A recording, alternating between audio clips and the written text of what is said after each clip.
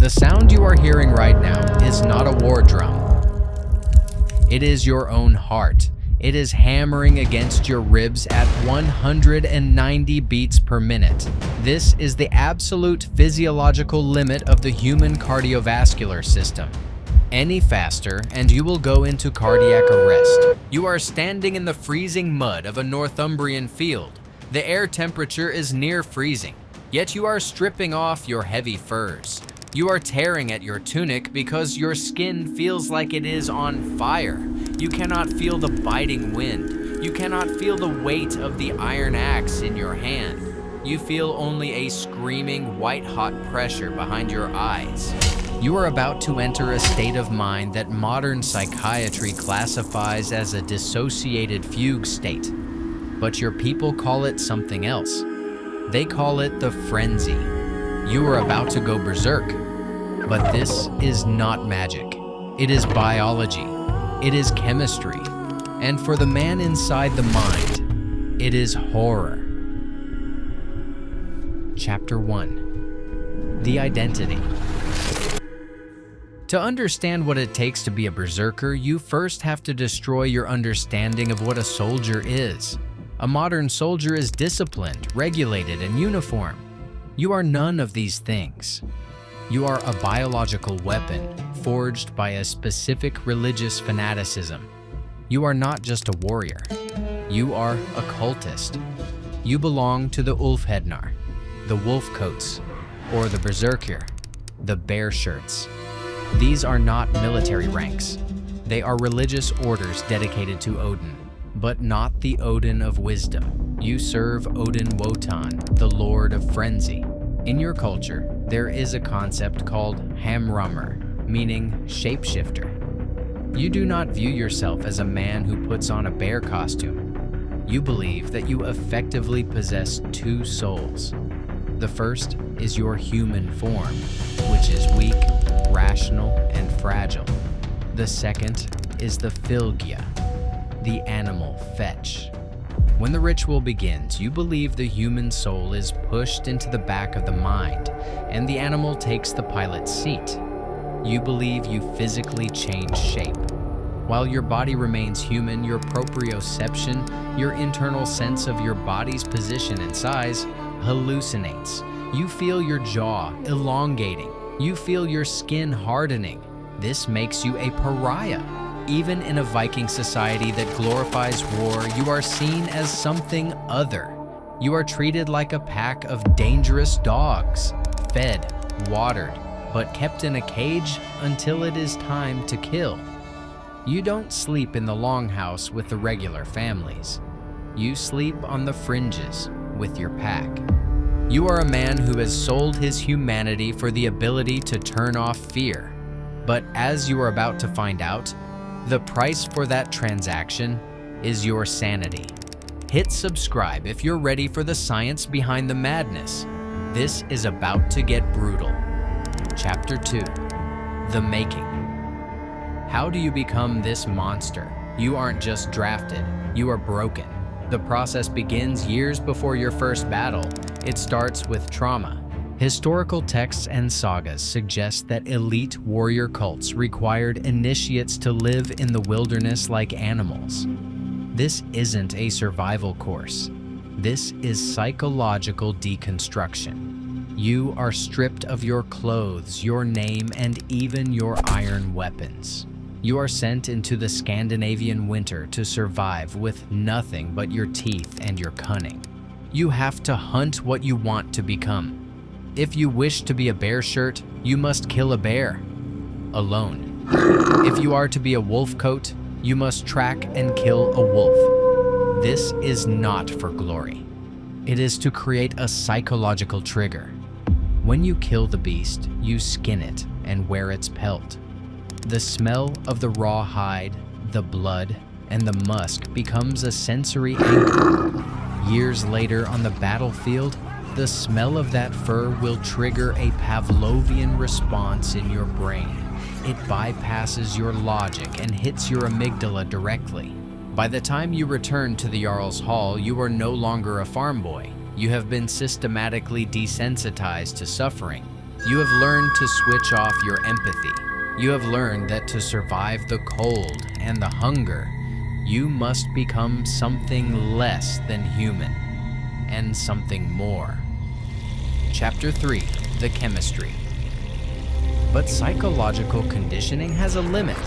The human brain has safety breakers installed to prevent you from hurting yourself. To break those breakers, you need chemistry. For a long time, historians debated this. Was it massive amounts of alcohol?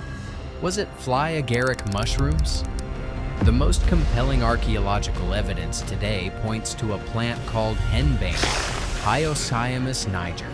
This is a highly toxic member of the nightshade family. Pouches of these seeds have been found in the graves of Viking prophetesses and warriors. You don't smoke it, and you don't eat it like a salad. You make a salve, a transdermal paste made from animal fat and crushed henbane seeds. You rub it into your gums, or perhaps onto the thin skin of your armpits and groin. The active compounds are hyoscyamin and scopolamine. These are anticholinergic deliriants. They work by blocking the neurotransmitter acetylcholine in your central nervous system. In small doses, they cure motion sickness. In the doses you are taking, they are a chaotic poison. Within 30 minutes, the chemical hijack begins. The first symptom is a sensation of flight. You feel weightless. Your proprioception fails. This explains the sagas describing berserkers leaping over shield walls 7 feet high. You aren't actually flying, but your brain has lost the ability to calculate gravity. Then comes the heat. The toxins interfere with your hypothalamus, the part of your brain that acts as your thermostat. Your body forgets how to cool down. You are burning up from the inside out. This is the scientific reality behind the naked warrior myth. You don't strip off your armor to show bravery. You strip it off because you feel like you are cooking alive. Chapter 4: The Ritual. The drugs are kicking in, but you aren't fighting yet. You are waiting. And this is where the side effects turn painful. Your jaw begins to clench involuntarily. This is a condition called bruxism, a common side effect of stimulant and deliriant overdose. Your jaw muscles are contracting with enough force to crack your molars. To save your teeth, you need something to bite on. You clamp your teeth onto the heavy leather rim of your shield. It grounds you. The taste of tanned leather, iron, and old blood becomes the only reality you can focus on. It creates a feedback loop of aggression. Then the chanting begins. It is a collective hypnosis. You feed off the energy of the pack, you start to howl. This isn't just for intimidation. Screaming forces oxygen into your lungs and spikes your adrenaline. You are chemically and socially engineering a massive panic attack, then channeling that panic into pure, focused aggression. Chapter 5: The Equipment. While the myths say you fight with bare hands, reality is more practical. You are the elite shock troops of a Jarl. You get the best gear money can buy. If you haven't stripped it off in a heat-induced delirium, you wear a mail hauberk. This isn't a costume. It's 30 pounds of iron rivets designed to stop a sword slash. But your primary tool is the Dane axe. This is a two-handed nightmare. The shaft is 4 to 5 feet long, giving you tremendous leverage. The head is surprisingly thin, designed to cut, not split, like a wood axe. Because you are in a drug-fueled trance, you override the body's natural safety limiters. A normal human only uses about 60% of their muscle potential to prevent tearing tendons. You use 100%. You swing that axe with enough kinetic energy to shear through a helmet, a skull, and the collarbone beneath it in a single motion. And when the axe gets stuck in a body, you drop it and pull your seax, a heavy single-edged fighting knife. In the crush of the shield wall, there is no room for fencing. You use the sayax to stab under ribs and into groins. It is butchery, plain and simple. Chapter 6. The Tactics. So how does a Jarl use a weapon like you? You are not placed in the main shield wall. You are too unstable to hold a defensive line. You are placed at the front in a formation called the Svinfylking, the boar's snout. Your job is simple: shock and awe. When the order is given, you don't march. You sprint. You are the battering ram. Imagine being an English conscript. You are a farmer holding a spear, terrified. Suddenly, a man covered in wolf skins, foaming at the mouth, screaming like a demon, runs directly onto your spear point. And he doesn't stop. Because of the hyoscyamine, his pain receptors are blocked. He pushes himself up the spear shaft to get to you. He grabs your shield with his bare hands and rips it down. This is psychological warfare. You break the enemy's mind before you break their line. They panic, they run, and once the line breaks, the regular Viking army pours in to slaughter them. You are the chaos that allows the order to follow. Chapter 7. The Biology of Rage and Ruin. But the human body is not designed to run at this intensity. While you are fighting, you are tearing yourself apart. Because you can't feel pain, you hyperextend your joints. You tear muscles off the bone swinging that axe. You suffer hernias from the force of your own screams. Your heart is beating so fast that it struggles to fill with blood between pumps, risking cardiac arrest with every swing. Then, the drugs wear off. The adrenaline fades. This is the inevitable crash.